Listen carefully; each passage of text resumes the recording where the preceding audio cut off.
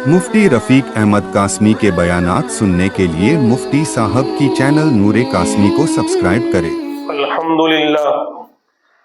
अल्हम्दुलिल्लाहि Kaffa व सलामुन अला इबादिहिल्लज़ीना इस्तफ़ा अम्मा बाद फ़अऊज़ु बिल्लाहि मिनश शैतानिर रजीम बिस्मिल्लाहिर रहमानिर रहीम व अन्नल अर्ज़ यरिथुहा इबादियस सालिहून इन्न फ़ी हाज़ा लबलागन लिक़ौमिन आबिदीन सदक़ल्लाहुल अज़ीम।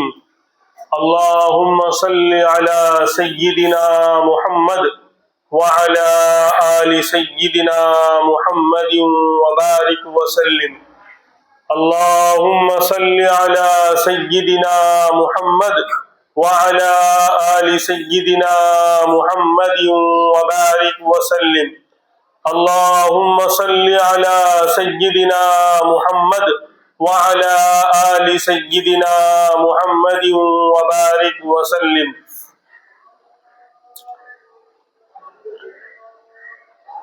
23 जनवरी आज की तारीख है और इंशाअल्लाह 2 दिन के बाद तीसरा दिन जो आ रहा है 26 जनवरी, जिसको रिपब्लिक डे कहा जाता है, यौम जमहूरिया से याद किया जाता है और प्रजासत्ताक दिवस उसका नाम दिया जाता है। यानी गोया के अपना कानून बनाया गया इस मुल्क में, इस मुल्क के बसने वालों का अपना कानून और अपनी हुकूमत जिस तरह जारी हुई 1950 के अंदर। सबसे पहले मुल्क आज़ाद हुआ 1947 में और उसी आज़ादी का नतीजा है कि 1950 में आकर अल्लाह तबारक व तआला ने खुद मुख्तार मुल्क इसको बनाने की अल्लाह ने तौफीक दी और अपना कानून, अपना लॉ जिस पर इस मुल्क के बसने वाले लोग अमल करेंगे, ये वजूद में आया 1950 के अंदर। अब मस्जिद में और जुमा के मिंबर पर इस तरह की बातें करना, लोग ये समझते हैं कि ये तो सियासी बातें होने लगी, ये तो दुनियावी बातें मस्जिद में होने लगी।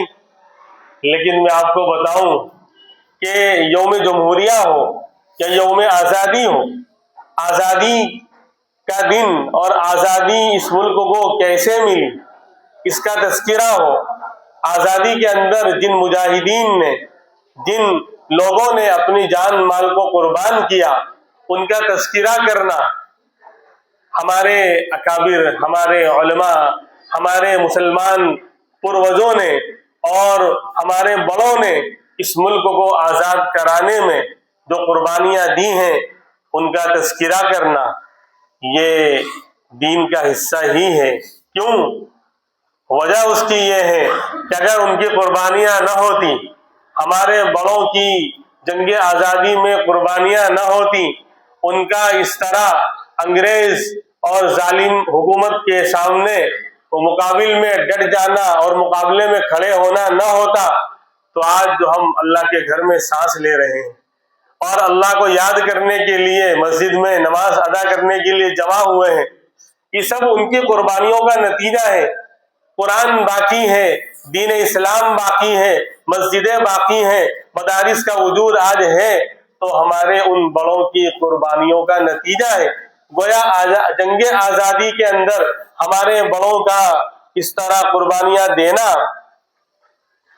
ये सबसे बड़ा सबब बना है हमारे इस मुल्क में कलमे के साथ और दीन इस्लाम के साथ आज जिंदा रहने का।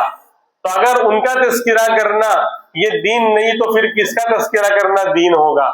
इसलिए ये बात जहन से बिल्कुल निकाल देनी चाहिए और इस बात को जहन में बिठा लेना चाहिए कि उनकी कुर्बानियों को याद करना ये हमारा भूला हुआ सबक है। हमें क्या करना है जो हमारे बड़ों ने करके दिखाया कि इस्लाम पर आँच आ जाए, अपने मुल्क पर आँच आ जाए, तो उसके लिए जान माल वक्त सब कुछ कुर्बान कर देना, ये हमारे मजहब की भी तालीम है।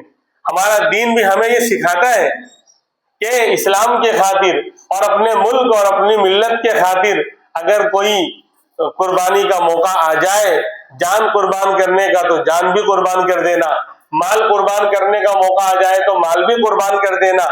तो ये जो है बिल्कुल दीन का हिस्सा है। क्या हम उनको याद करते रहेंगे? आज मिटा दिया गया। आज हमें हमारे बड़ों की तारीख नहीं मालूम।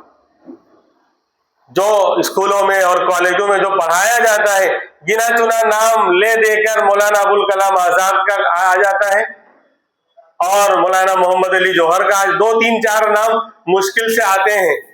हालांकि और हमारे बिरादरानी वतन ने हमारे साथ बहुत बाद में कुर्बानियां दी हैं। यूं कहा जाए कि उन्होंने नाखून कटा के शहीदों में नाम लिखाया है, तो भी ये बेजा नहीं है। हमने तो अपनी गर्दनें कटाई हैं, लेकिन आज हमें हमारी तारीख नहीं मालूम। शायर कहता है, पत्ता पत्ता बूटा बूटा हाल हमारा जाने हैं, पत्ता पत्ता बूटा बूटा हाल हमारा जाने हैं, जाने न जाने गुल ही न जाने बाग तो सारा जाने हैं। शायर कहता है, मैं बाग में गया तो वहां बाग में हर कली, हर पत्ते और हर जो है झाड़ को और दरख्त को मालूम, लेकिन अगर नहीं मालूम तो उस फूल को नहीं मालूम, उस गुलिस्तान के अंदर उस बाग में खिलने वाले फूल को नहीं मालूम कि मेरी हिस्ट्री क्या है, मेरी तारीख क्या है।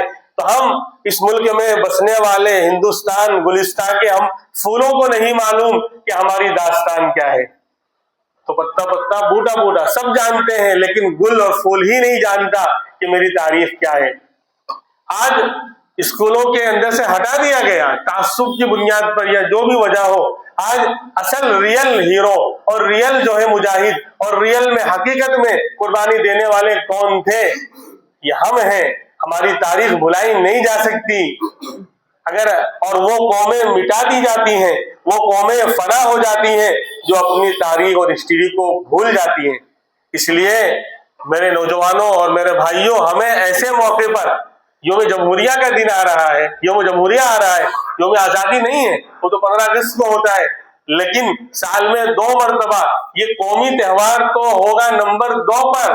सबसे पहले हमारा दीन इससे जुड़ा हुआ है। कुर्बानी ना होती तो आज इस्लाम ना होता, आज कुरान जिंदा ना होता, आज इस मुल्क में मसाजिद और मदारिस बाकी ना होते। उनकी कुर्बानियों का नतीजा है। तो ये कैसी एहसान फरामोशी है, ये कैसी नाशुक्री वाली बात है कि हम उनका तस्करा भी ना करें, अपने बड़ों को याद भी ना करें, जिन्होंने इस मुल्क में सांस लेने का हमें मौका दिया, इस मुल्क को बाई चॉइस इस मुल्क का हमें शहरी बनने का मौका दिया। इसलिए मेरे भाइयों, ये बार बार इस मेंबर से इसलिए साल में 1-2 मरतबा मुश्किल से ये बात आती है, इसको पढ़ना चाहिए, इसको याद करना चाहिए। थोड़ी हाइलाइट्स, इस आधे घंटे में पूरी तारीख को बयान करना वो नामुमकिन और इम्पॉसिबल है, लेकिन थोड़ी हाइलाइट्स में बयान करता हूं जहां तक वक्त साथ देता है। 1757, 1600 में तो इन्होंने ईस्ट इंडिया कंपनी की यानी फाउंडेशन की थी सूरत के अंदर, और वहां उनका दफ्तर आज भी मौजूद है। उस दफ्तर में मैं जाकर आया हूं, वहां मैं ठहर कर आया हूं, सूरत के अंदर आज भी मौजूद है। अब वो एक मुस्लिम फैमिली के कब्जे में है, मनियार फैमिली के कब्जे में है वो ऑफिस, जो ईस्ट इंडिया कंपनी का दफ्तर था। तो कारोबार का झांसा देकर इस मुल्क को लूटने और कब्जा करने के लिए अंग्रेज के नापाक कदम 1600 के अंदर उन्होंने किया। फिर क्या हुआ? 1757, 1800 नहीं बोल रहा हूं, 1757 में बंगाल के नवाब सिराजुद्दौला रहमतुल्लाह अलैह बड़े मजबूत आदमी थे। उनकी आर्मी, उनकी फौज बड़ी स्ट्रॉन्ग थी, अंग्रेज उनसे टक्कर नहीं ले सकता था। अल्लाह ने नवाब साहब को बहुत पावर अता फरमाया था। प्लासी का मैदान आज भी गवाह है, बंगाल के अंदर प्लासी का मैदान आज भी गवाह है। अंग्रेजों से टक्कर हुई 1757 के अंदर। बंगाल ये उनका पहला किला था जिसको फतेह करने के लिए वो मैदान में आए थे, लेकिन यहां अपनों की गद्दारी हमें ले डूबी। मीर सादिक ने गद्दारी की, हाँ, इसीलिए कहा ना शायर ने, हमें तो अपनों ने लूटा, गैरों में कहां दम था। मेरी कश्ती वहां डूबी जहां पानी कम था, जहां डूबने का सवाल ही नहीं, वहां से हमें नुकसान हुआ, यानी अपनों की गद्दारी ले डूबी। वरना नवाब सिराजुद्दौला की फौज बड़ी मजबूत थी, लेकिन प्लासी के मैदान में उन्हें शिकस्त का सामना करना पड़ा। हजरत जी मौलाना यूसुफ साहब रहमतुल्लाह अलैह फरमाते थे कि इस कौम की खेती को पहले अपनों ने काटा है, इस कौम की खेती को पहले अपनों ने काटा है, फिर कटी कटाई खेती को गैरों ने काटा है। हमेशा नुकसान अपने मुनाफिकीन, अपने गद्दारों से हुआ है। 1757 के अंदर उन्होंने यानी फतेह कर लिया बंगाल, अब उनकी हिम्मत आगे बढ़ी। 1799 श्रीरंगापट्टनम, कर्नाटक का वो इलाका, मैसूर, शहर मैसूर, सुल्तान टीपू शहीद रहमतुल्लाह अलैह। सुल्तान टीपू शहीद वो नहीं जो तो फोटो के अंदर हम उर्दू की किताब में देखते हैं कि दाढ़ी पर बाल बिल्कुल नहीं है, दाढ़ी कटी हुई है चेहरे पर। उस बंदे ने बालिग होने के बाद कभी अस्तुरा नहीं चलाया, कभी तहज्जुद फौत नहीं हुई, हाफिज कुरान थे सुल्तान टीपू शहीद रहमतुल्लाह अलैह। मौलाना हुसैन अहमद मदनी रहमतुल्लाह अलैह ने हजरत के बारे में लिखा, खाली एक जुमला नकल करता हूं कि सुल्तान टीपू शहीद रहमतुल्लाह अलैह एक तरफ बादशाह है, खुदादाद हुकूमत, सल्तनत खुदादाद उसका नाम था, खुदा की दी हुई हुकूमत, उस पर हुकूमत करने वाले एक तरफ बादशाह है, फौज है और जाहो जलाल है, लेकिन एक तरफ अल्लाह के वली है। तो मौलाना मदनी रहमतुल्लाह अलैह ने लिखा है कि सुल्तान टीपू शहीद रहमतुल्लाह अलैह अपने जमाने के सारे गौस कुतुब अब्दाल के सरदार थे। ये बहुत बड़ी बात है मेरे भाइयों। आज मुझे थोड़ा सा दुनिया का माल मिल जाता है तो मेरे आओ भाव ताव सब बदल जाते हैं, दीन तो जाता है सत्यानाश। शादी ब्याह में देख लो, थोड़े पैसे आ गए तो सब साइड में चला जाता है, लेकिन उस जमाने के सारे गौस कुतुब अब्दाल का सरदार और एक बहुत बड़ी मुल्क के बहुत बड़े हिस्से का बादशाह है। यानी दुनियावी बादशाहत आड़े नहीं आती थी दीनदारी के अंदर, अल्लाह का कुर्ब हासिल करने में, अल्लाह का वली बनने में दुनिया आड़े नहीं आती थी। हमारे बड़े हमको बता कर गए कि जो ये कहता है कि कारोबार करूंगा तो दीन पर कैसे आऊंगा और नमाज पढ़ूंगा तो कारोबार का मसला कैसे होगा, हमारे बड़ों ने बता दिया कि सारे गौस कुतुब अब्दाल के सरदार थे। 1799 में अंग्रेजों से जंग हुई, अंग्रेज ख्वाब के अंदर भी सुल्तान का नाम लेते थे तो कांपते थे। अल्लाह ने वो पावर अता फरमाया था, वो नेकी का, वो तकवे का पावर था। जिस दिन जंग हुई 31 मार्च, तकरीबन मार्च ही तारीख थी 1799 के अंदर, श्रीरंगापट्टनम, बहुत जल्द इंशाल्लाह हम वहां जाने वाले हैं, हमारी जमात वही जा रही है, उसी इलाके में हजरत का इंशाल्लाह हम दीदार करेंगे। तो उस दिन भी सुबह में तहज्जुद पढ़ी, फजर की नमाज पढ़ी, नमाज के बाद इशराक की नमाज पढ़ी।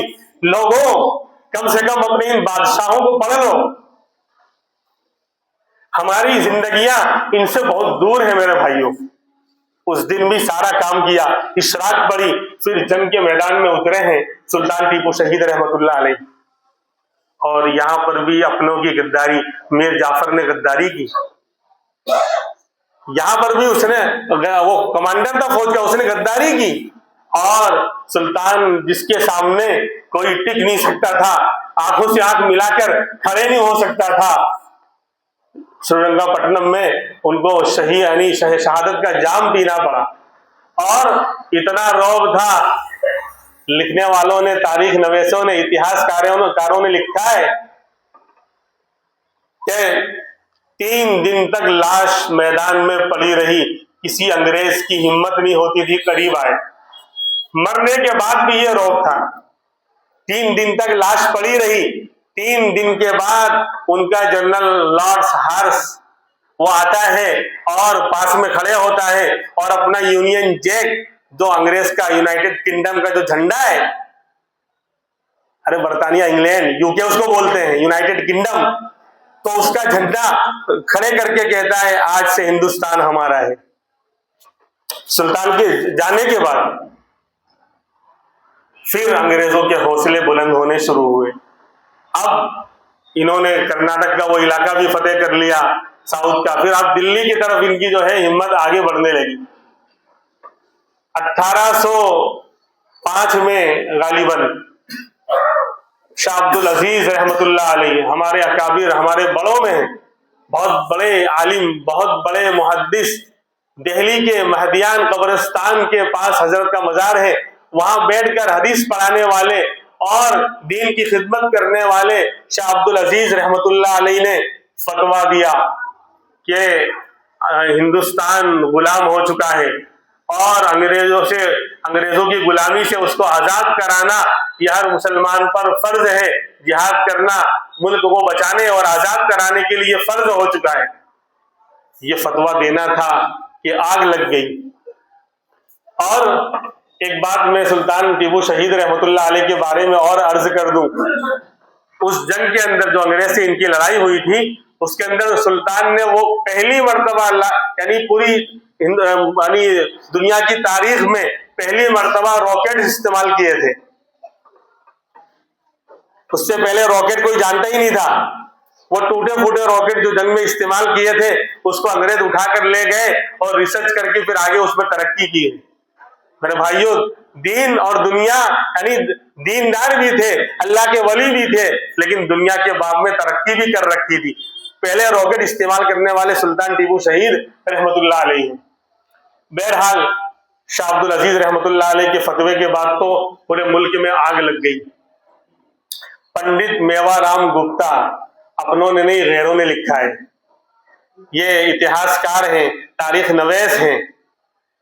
वो लिखते हैं, उनकी किताब है मुस्लिम मुजाहिदीन, उसके सफा 230 पर गालिबन वो लिखते हैं कि इस जंगे आजादी में मुसलमान यानी 55,000 उलमा को शहीद किया गया।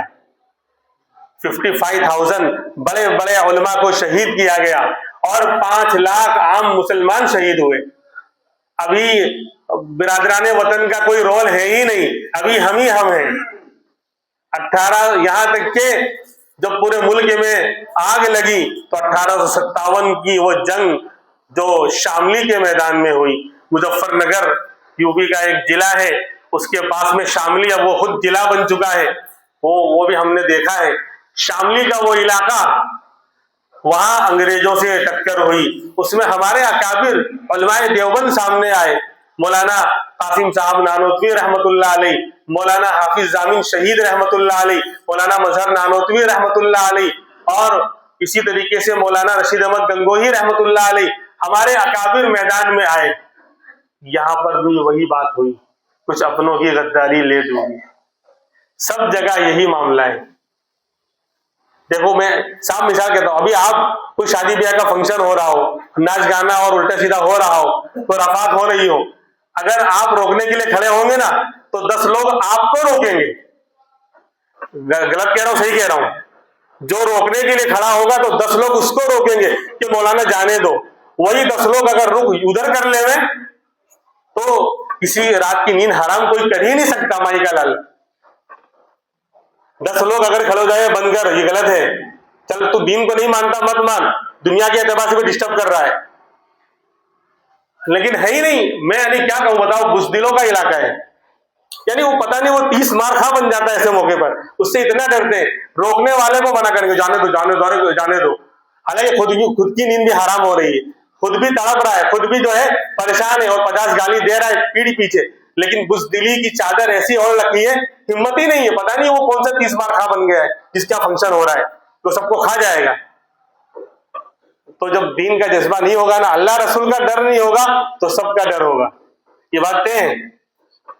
और वही आलिम साहब का अगर साथ दे देती है तो सारी खुराफात बंद हो जाती कि चलिए हम आपके साथ हैं, आप बोलिए हम साथ देंगे आपका। कोई खुराफात हो ही नहीं सकती इलाके में। खैर, अल्लाह वो जज्बा हमको अता फरमाए, अल्लाह से मांगने की जरूरत है। तो हमारे अकाबिर सामने आए तो ये इस तरह के लोग खड़े हो जाएंगे जो पीछे तो गाली दे रहे हैं और सामने आ रहे हैं तो मिलने और दावत भी बैठ के आराम से खा रहे हैं। इसने सारी खुराफाती की थी, वहां दावत भी खा रहे हैं। तो आप बताओ, मैं तो ये नहीं कहूंगा ये मुनाफिकाना अमल है, मैं तो नहीं बोल सकता, लेकिन आईना आपके सामने, चेहरे पर दाग कहां लगाए आप देख सकते हैं। हर जगह अपनों की गद्दारी ले डूबी। अब 1857 के अंदर भी वही हुआ, हाफिज जामिन शहीद और बड़े बड़े उलमा शहीद हुए हमारे। उसके बाद अंग्रेजों के हौसले बुलंद हो गए और वक्त का हौसला भी बहुत बुलंद होते जा रहा है। अभी तो कुछ भी नहीं हुआ और 20 हो चुका है, 10-15 मिनट रह गए हमारे पास। उसके बाद क्या हुआ कि उलमा को लाया जाता अजीब अजीब अंदाज से, यानी दिल्ली से मेरठ तक कोई दरख्त खाली नहीं था। ये पंडित मेवाराम गुप्ता एक गैर मुस्लिम ने अपनी किताब में लिखा है कि कोई दरख्त खाली नहीं था जिस पर किसी आलिम की लाश न लटक रही हो, फांसी के फंदे पर उसको न चढ़ाया गया हो। फिर लोग यानी परेशान हो गए, 55,000 उलमा को शहीद किया गया। अजीब अजीब उनकी दास्तान है, यानी अजीब अजीब अंदाज से कि बोरियों में भरते आग के हवाले कर देते और सुई चुभो कर और चाकू से काट कर खत्म कर देते और दरिंदों के हवाले कर देते। अजीब अजीब अंदाज से उनके ऊपर जहरीले सांपों को छोड़ देते, कमरे में बंद करते और जहरीले सांपों को छोड़ देते। अलग अलग अंदाज से यानी उनको मारा गया, तड़पाया गया और शहीद किया गया। उसके बाद इन्होंने जब देखा कि अब मुल्क पर हमारा कंट्रोल हो चुका है, तो अब इनको मालूम था कि मुसलमान ही हमारे टक्कर में आए थे, तो इस्लाम को खत्म करने के लिए इस्लाम को ही खत्म किया जाए, मुसलमान को नहीं बल्कि इस्लाम ही खत्म हो जाए। ये मुसलमान नहीं रहेंगे तो हमारी दाल गल जाएगी। तो बाहर से, जर्मनी से, फ्रांस से, इंग्लैंड से, हॉलैंड से, पोलैंड से और सब जगह यूरोप की बड़ी बड़ी कंट्रीज से इन्होंने पादरियों को, ईसाइयों के उलमा को बुलाया हजारों की तादाद में कि अब ईसाई मजहब की जो है तबलीग की जाएगी और इस मुल्क के बसने वालों को क्रिश्चियन बना दिया जाएगा, ईसाई बना दिया जाए। हमारे अकाबिर की नींदें हराम हो गई। मौला हाजी इमदादुल्लाह रहमतुल्लाह अलैह और मुहाजिर मक्की रहमतुल्लाह अलैह और हमारे उलमा यहाँ से हिजरत करके मक्का चले गए, वहां रो रहे हैं हरम के अंदर काबतुल्लाह के सामने तवाफ करते हुए कि अल्लाह इस मुल्क के मुसलमानों का क्या होगा, इस मुल्क में इस्लाम का क्या होगा। हम डंके की चोट पर कहते हैं और पूरा मैं चैलेंज से कहता हूं, उलमाए देवबंद ने ही इस मुल्क में इस्लाम को बचाया है, कोई और था नहीं। और आज भी देख लो, कोई मसला खड़ा होता है उलमाए देवबंद ही सामने आते हैं। इस्लाम के खिलाफ कोई आज आ जाए, उलमाए देवबंद ही आते हैं। कोई भी इस्लाम के मुकाबिल में जवाब देना है तो मुफ्ती शमाइल नदवी उलमाए देवबंद में से। सब देख लो, एक नौजवान आलिम जिसने दांत खट्टे कर दिए सबके। ये तो एक अदना सी मिसाल है, वरना हर मुहाज पर जब भी कोई इस्लाम के खिलाफ मसला खड़ा होता है, मैं उन भाइयों के लिए कह रहा हूं, ब्रेन वॉश कर रहा हूं, जहन साजी साफ कर रहा हूं कि जो लोग आज भी शक में पड़े हुए हैं, अरे कुरान हदीस का इल्म ना हो एक तरफ, लेकिन दुनिया में हो क्या रहा वो देखकर तो अंदाजा लगाओ। फिर भी उलमाए देवबंद को बदनाम किया जाता है मीडिया के जरिए और मीडिया के चक्कर में मुसलमान भी उल्टा सीधा बोलने लगते हैं। खैर, तो हमारे अकाबिर की नींदें हराम हो गई। अल्लाह क्या होगा, इस मुल्क में इस्लाम कैसे बचेगा, मुसलमानों का क्या होगा। फिर अल्लाह ने दिल में बात डाली और 1866 के अंदर दारुल देवबंद की बुनियाद रखी गई। एक अनार के दरख्त के नीचे एक उस्ताद और एक शागिर्द के जरिए, और खुद इमामुल अंबिया मुहम्मदुर रसूलुल्लाह सल्लल्लाहु अलैहि वसल्लम ने ख्वाब में आकर वो नक्शा बताया। ख्वाब आया हमारे अकाबिर को और इमामुल अंबिया ने बताया नक्शा खींचकर जमीन पर कि यहाँ पर 9 दरवाजे वाली इमारत आज भी मौजूद है। जब सुबह उठते हैं तो देखते हैं वो निशान लगे हुए हैं, उस पर इमारत बनाई गई जहां आज पूरे शहर का जनाजा वहीं पढ़ाया जाता है। बरकतन किसी का भी इंतकाल कहीं भी होता है देवबंद या आसपास तो जनाजा वहीं लाते हैं। खुद साकी कौसर ने रखी मेखाने की बुनियाद यहाँ, खुद साकी कौसर यानी इमामुल अंबिया ने बुनियाद रखी है दारुल देवबंद की। इसलिए हमारे अकाबिर तो फरमाते हैं कि ये मुल्क स्पेन नहीं बनेगा इंशाअल्लाह। स्पेन में इल्म का एक दौर था, वहां किताबें रखते थे, अवाम भी कुतुबखाना बनाती थी। हम लोग जैसे आज शानदार घर बनाते दिखाते हैं ना, हमारा ये लगा है, उस जमाने में वो लोग किताबें रखते थे। नहीं, किताब का इल्म का इतना चर्चा था, लेकिन बाद में मदरसे उन्होंने बनाए नहीं, उलमा की तौहीन की, तो स्पेन में इस्लाम खत्म हो गया, यूरोप में इस्लाम खत्म हो गया। लेकिन हमारे उलमा दूरअंदेश थे। तो सबसे पहले इस्लाम को बचाना है तो मदारिस का और दीनी किलों का की बुनियाद रखना जरूरी है। पूरे मुल्क में जाल बिछा दिया और दारुल देवबंद का कयाम हुआ, जो सबकी माँ है, उम्मुल मदारिस कहलाता है दारुल देवबंद, और उसकी शाखें लाखों की तादाद में मुल्क और मुल्क के बाहर आज फैली हुई है। तो 1866 के अंदर वो अनार के दरख्त के नीचे वो दरख्त हमने देखा है, अब तो नहीं रहा, उसके नीचे इस मदरसे की बुनियाद हुई। दारुल देवबंद सिर्फ मदरसे का नाम नहीं है, एक इस्लाम के खिलाफ उठने वाली हर आवाज का जवाब है, एक दीनी तहरीक है, एक मिशन है, और दीन इस्लाम को फैलाने की और खासकर उस जमाने में जंगे आजादी, मुल्क को आजाद कराने की एक मुहिम का नाम दारुल देवबंद है। आज उल्टा चोर कोतवाल को डांट रहा है। जिस दारुल ने इस मुल्क को बचाया है, जिसके अकाबिर ने कुर्बानियां देकर इस मुल्क को आजाद कराया है, आज उन्हें दहशतगर्द करार दिया जाता है। अल्लाह समझने की तौफीक दे। 1866 के अंदर दारुल देवबंद की बुनियाद रखी गई और यही मिशन था। शेखुल हिंद रहमतुल्लाह अलैह मौलाना महमूदुल हसन देवबंदी, जो शेखुल हिंद के नाम से मशहूर हुए, उन्होंने पूरे मुल्क में के दिन में तो सबक पढ़ा रहे हैं, दर्स दे रहे हैं, और फिर शाम को मोहल्लों में, इलाकों में और मुल्क का दौरा कर रहे हैं और अंग्रेजों के खिलाफ लोगों को तैयार कर रहे हैं, जंगी आजादी की तैयारी कर रहे हैं। फिर क्या हुआ कि हमारे इन उलमा को अंग्रेजों ने जो है काले पानी की सजा दी। माल्टा जो एक जजीरा, एक टापू था, यूरोप का ठंडा इलाका, वहां तकरीबन 200 से ज्यादा हमारे उलमा को गिरफ्तार करके यानी जिला वतन और काले पानी की सजा दी मुल्क के बाहर। और यूरोप के एक टापू में जो पूरा बर्फीला इलाका था, उस जजीरे में रखा गया। शेखुल हिंद रहमतुल्लाह अलैह, मौलाना उनके शागिर्द मौलाना हुसैन अहमद मदनी रहमतुल्लाह अलैह और बड़े बड़े मौलाना उबैदुल्लाह सिंधी रहमतुल्लाह अलैह, बड़े बड़े अकाबिर को वहां रखा गया कि खाली इतना कह दो कि अंग्रेज की फौज में भर्ती होना हराम है, यानी ये फतवे से जो है रुजू कर लो, और जंगी आजादी में साथ देना छोड़ दो कि हम नहीं थे उसमें, हम साथ नहीं देंगे जंगी आजादी में, हम तुम्हें छोड़ देंगे।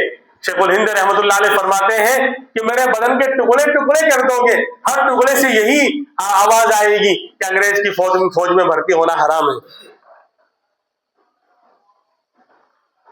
वहां अजीब गरीब वाकया पेश आया। छोटे छोटे कमरों में सर्दी के मौसम में सबको जो है कैद कर दिया गया और अंग्रेजों ने जहरीले सांप छोड़ दिए। शेखुल हिंद रहमतुल्लाह अलैह और उनके शागिर्द मौलाना हुसैन अहमद मदनी रहमतुल्लाह अलैह, हुसैन अहमद मदनी मौलाना अरशद मदनी के वालिद हैं, मौलाना अरशद मदनी जो अमीरुल हिंद है, फिलहाल हमारे उस्ताद हैं, हजरत की उम्र अल्लाह यानी उम्र में अल्लाह बरकत अता फरमावे। लोग नहीं जानते, अखबार की दुनिया की बात सुनकर उल्टा सीधा बोलते हैं, लेकिन ये लोग जो आज है कल नहीं होंगे। कोई जरूरत नहीं है, मदनी खानदान है और नबी के खानदान के हैं और अल्लाह ने बड़ा नवाजा है, आज इस मुल्क में आवाज उठा रहे हैं, कोई जरूरत नहीं है। मदीना मुनव्वरा में आराम से शान की जिंदगी ये लोग गुजार सकते हैं, अल्लाह ने काफी वहां नवाजा है, लेकिन फिर भी कुर्बानियां दे रहे हैं। 90 साल का बूढ़ा आदमी। मुसलमानों, मीडिया पर मत जाओ, वो तो प्रोपेगेंडा करते हैं, उन्हीं की बात को लेकर हम भी बोलने लग जाते हैं, अपने उलमा को बुरा भला कहने लग जाते हैं। उनकी जिंदगी हमने करीब से देखी है, हमने पढ़ा है उनके सामने, हम जानते हैं अच्छी तरह। खैर, तो सांप, जहरीले सांप को छोड़ दिया तो शेखुल हिंद रहमतुल्लाह अलैह कहने लगे, हुसैन अहमद, अब अल्लाह की तरफ से आजमाइश आ गई, इम्तिहान आ गया, अब अल्लाह अल्लाह करना शुरू करो, अल्लाह से लव लगाओ। हमारे अकाबिर खाली अल्फाज के गाजी नहीं थे, दिल की दुनिया भी अल्लाह की याद से आबाद थी। फौरन अल्लाह अल्लाह का अल्लाह अल्लाह की जर्रे लगाना शुरू किया, अल्लाह अल्लाह। तो वो सांप अपने फनों पे खड़े होकर वो भी अल्लाह अल्लाह करने लगे, वो भी झूमने लगे और वापस चले गए। मुसलमानों, हमारे हर अमल का असर हर चीज पे पड़ता है। तकरीबन 38-40 साल तक वहां रहने के बाद 3.5 साल तक, 3.5-4 साल तक 16 में ले गए थे 1900, और 1919 के आसपास छोड़ा गया और बॉम्बे का गेट ऑफ इंडिया उसका गवाह है।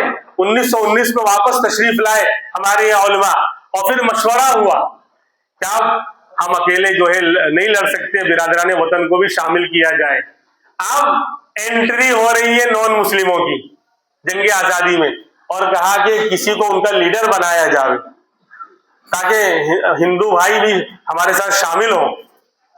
तो मिस्टर मोहनदास करमचंद्र गांधी जो उस वक्त बैरिस्टर बनकर लॉ की तालीम लेकर साउथ अफ्रीका से आए थे, जनूबी अफ्रीका से आए थे, देखा कि ये नौजवान हैं और पढ़े लिखे हैं, इनके अंदर सलाहियत है, इनको जो है इनका लीडर बना दिया जाए। तो ऐलान किया हमारे उलमा ने, इनको लीडर और नेता बनाने वाले हमारे अकाबिर हैं। और फिर जमीयत उलमाए हिंद जो आज मुल्क के अंदर पूरे हिंदुस्तान में काम कर रही जमीयत उलमाए हिंद, 1919 में उसका कयाम अमल में आया, और उसके फंड से जमीयत उलमा के चंदे और पैसे से गांधी जी को पूरे मुल्क का दौरा करवाया गया। ये बताया जावे कि ये तुम्हारे लीडर हैं, तुम्हारे रहनुमा हैं, इनका साथ दो, जंग आजादी में शिरकत करो। हमने जान की भी कुर्बानी दी और माल की भी कुर्बानी दी। मौलाना फजल हक खैराबादी रहमतुल्लाह अलैहि ने, फजलुर रहमान फरंगी महल्ली रहमतुल्लाह अलैहि ने महात्मा का लक़ब इनको दिया। तो नेता भी हमने बनाया और महात्मा का बड़े आदमी का लक़ब भी इनको दिया, हमने दिया। फिर 1933 या 31 के अंदर, 39 के अंदर, ये बात क्यों भूल रहे हैं, यहाँ बैठने के बाद मैंने ये बयान, मुझे मालूम पड़ा कि 26 जनवरी आ रही है, वरना इस तरह कंफ्यूजन आपको नहीं मिलेगा बयान में। यहाँ बैठने के बाद मुझे याद आया कि 26 जनवरी तो निकल जाएगी, तो लाओ आज उसी का बयान कर दूं। ये तो पहले से सेव है मेमोरी में, उसके मुताबिक बात कर रहा हूं, वरना बयान कुछ और करना था मुझे। खैर 1939 के अंदर मौलाना हुसैन अहमद मदनी के खिलाफ वारंट निकला और लाहौर की, कराची की अदालत के अंदर अंग्रेज जज के सामने हजरत को पेश किया गया।